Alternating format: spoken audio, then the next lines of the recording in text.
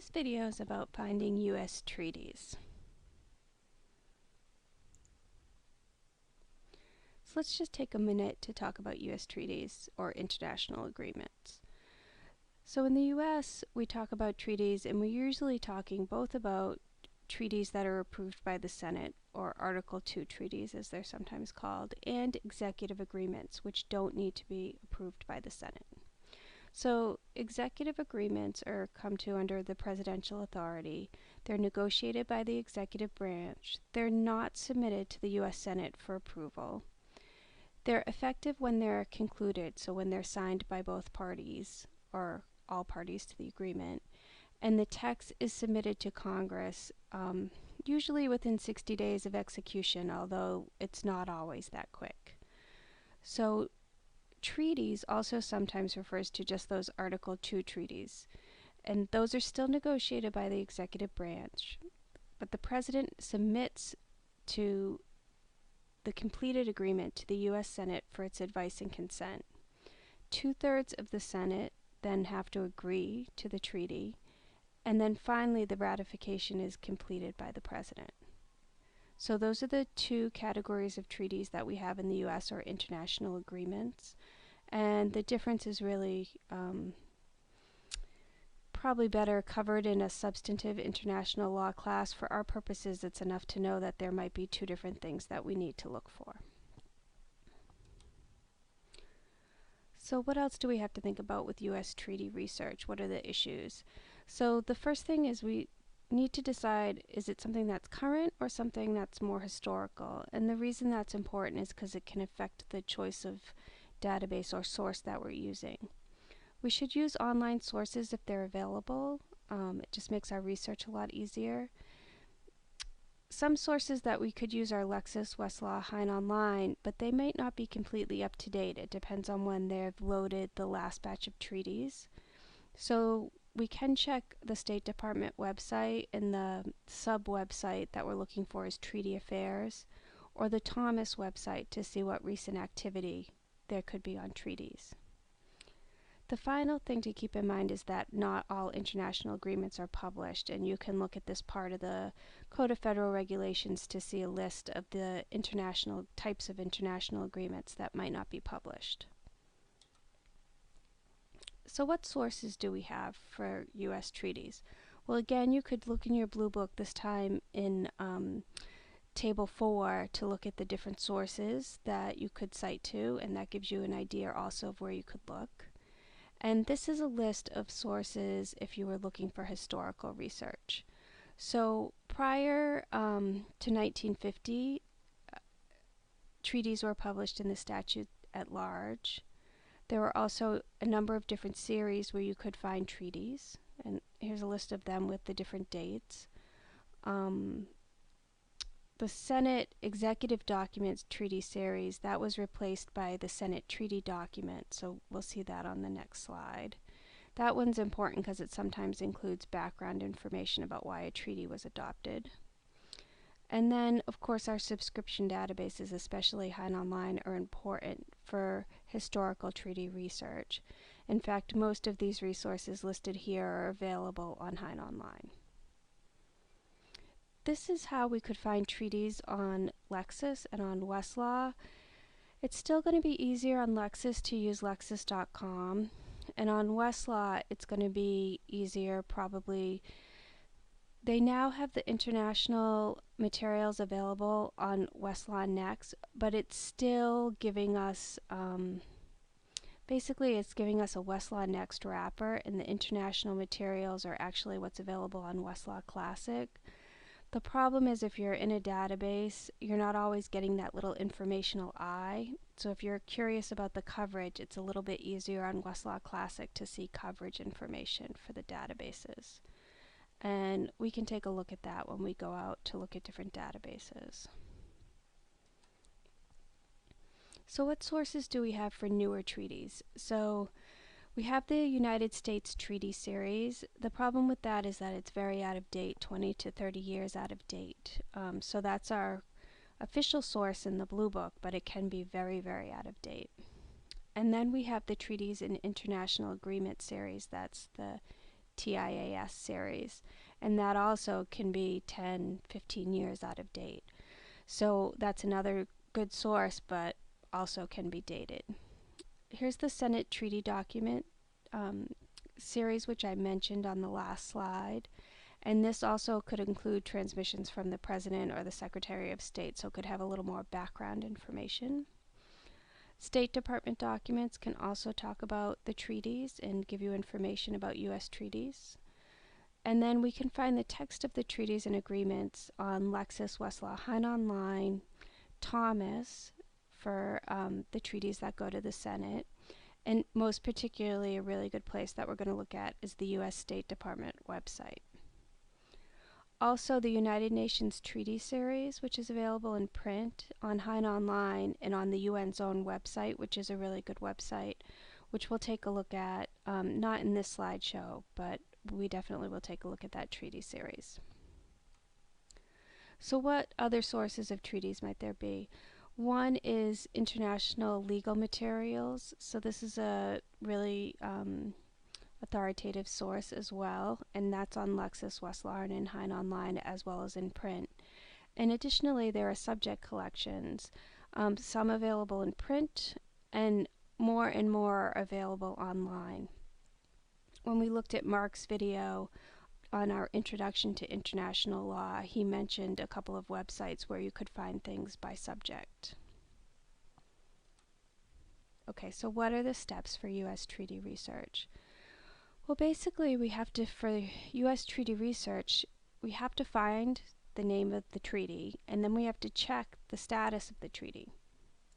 We can do both of those things in the United States Treaties in Force, and that's an annual publication, and the most recent is available at the U.S. State Department's website. And you can also get that on Lexis or Westlaw, but I find it easiest to use on the State Department's website. And sometimes they won't have the most recent version on Lexis or Westlaw. They do have the 2011 right now, but that could change. When the 2012 comes out, it might take a little while for the fee services to get it. So once we get the name and we know that there's a treaty, we can also see if anything has happened since the 2011 United States Treaties in Force was published, and we have a couple of ways of doing that. For executive agreements that have gone to Congress, there's a place on the U.S. State Department website that includes texts of, I put recent in parentheses and you'll see when we look at it, because some of the agreements are not that recent, but it also includes recent executive agreements that the executive department has sent to Congress. So we'll look at that. It's called Reporting International Agreements to Congress under the CASE Act. And then there's a section on the State Department's website called Treaty Action. And it used to be really good to update United States treaties in force, but when I looked recently for this class, it's not currently updated. But I don't know if that's an oversight, so it's another thing, you know, if you're looking 6 months from now, you might want to check and see if it's updated. So for actions that are happening in Congress, normally I would look at that treaty actions to get a sense of if any of those new Article 2 treaties had passed since United States Treaties in Force was published, but I can't do that now because it's not up to date. So what I would do is I would check on the Thomas website for any Senate action on those Article 2 treaties. So let's look at an example problem. So this is our example problem. We need to locate the bilateral agreement between the U.S. and Czechoslovakia regarding the protection and preservation of cultural property. And we want to see what is that agreement? Can we find a citation to it? Is the agreement still in force? Where was it published? And can we locate an official version of the text? Okay, so that's our research challenge. And when we go out, before we do this research challenge, I'll just show you quickly on Lexis and Westlaw how to get to the international materials.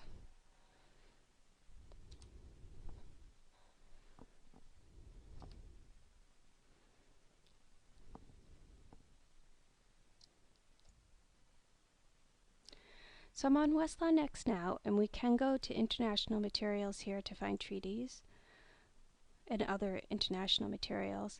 But what we're getting basically is Westlaw Classic in a Westlaw Next box. So if we go into any of these databases, you'll see it gives us more of our traditional Westlaw Classic look with the folders. And one of the problems is it's not showing us the little informational eye. So what I would suggest is to go into Westlaw Classic,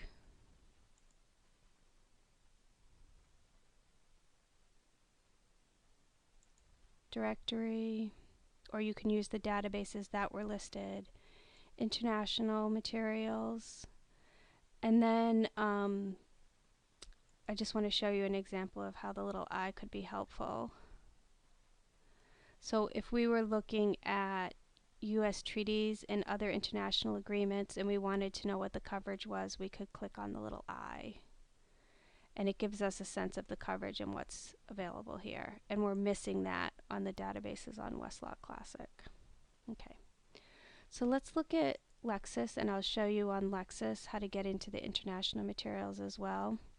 So I think the easiest is to go area of law by topic, international law.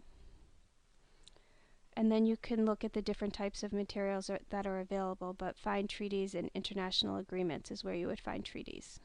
And here is U.S. treaties in force. This U.S. Treaties on Lexis is also a pretty good database for finding information that's happened since something was published in U.S. Treaties in Force. So there's some updating information here as well. Okay, so I want to look at the U.S. Treaties in Force on the U.S. State Department's website, and I find the easiest thing to do is to just Google it. And the main page is this Treaty Affairs page, and here's our breadcrumbs so we can get back out to the Treaty Affairs page, and you can see some of the other databases or publications I was talking about. So let's go back into the U.S. Treaties in Force. And we're going to look at Treaties in Force 2011, which is the latest version published. And we're looking for an agreement with Czechoslovakia. So let's get our PDF features up here.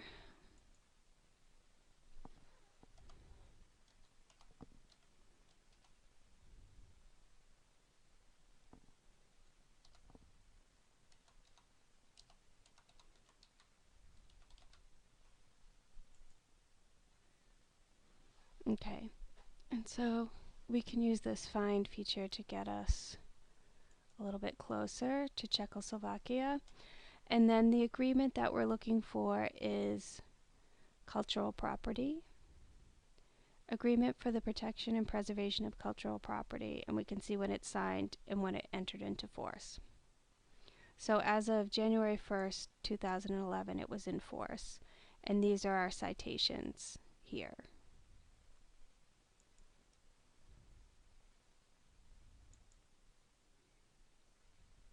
So I'm going to go back out to Treaty Affairs, and let's just see here. So if we were curious if anything was pending in the Senate, we could look here. This has been updated through May 18th. This is that database I was talking about before, reporting international agreements to Congress. So these are any executive agreements that have been reported to Congress. So we could look in 2012 and see if there was anything new with Czechoslovakia which may have changed this agreement.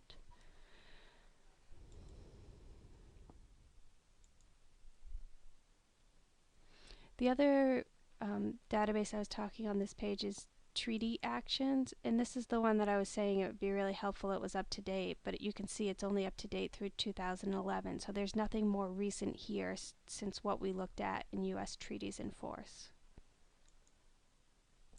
So because of that, what I would do is I would go out to Thomas and look at the treaty information there, because I got an update for the executive agreements looking at the State Department page, and now I need to see if there's anything that passed in Congress. So I go to the Thomas web page, and I can look under treaties, and I can go to the current Congress, and I can put Czechoslovakia in, or I could just search. There aren't that many actually. And these are the treaties. There's only 8 of them. And you can see a lot of them, it's just reporting on what the latest action was, and most of these have not gone all the way through and been approved. So I jotted down those citation numbers, and let's go find these documents. There's a couple of different places we could go, but I'm going to find it on Hein Online, where I know I can get it in a PDF form. So on Hein Online,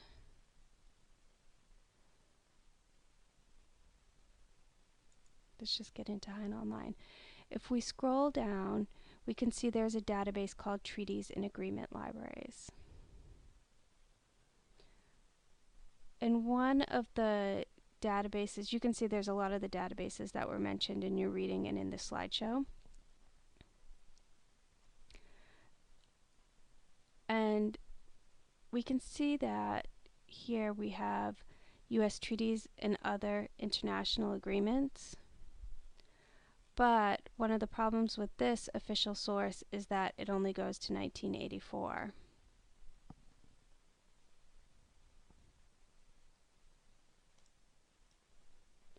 So let's look at this more up-to-date TIAS agreements library. And we can find our agreement number, which was 11399.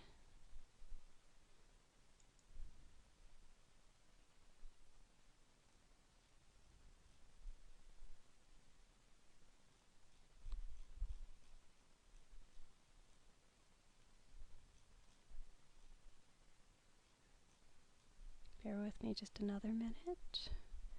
And you can see that this is the agreement. Because it was from 1992, we could not get it from the United States Treaty Collection, but we can get it in the TIAS collection. And this is the full text, a PDF of the full text. So that is just a brief overview of how you would find a U.S. treaty that's currently in force. Double check if there are any changes since the most recent U.S. treaties in force was published, and get the full text on Hein Online. And we'll be going through this in class.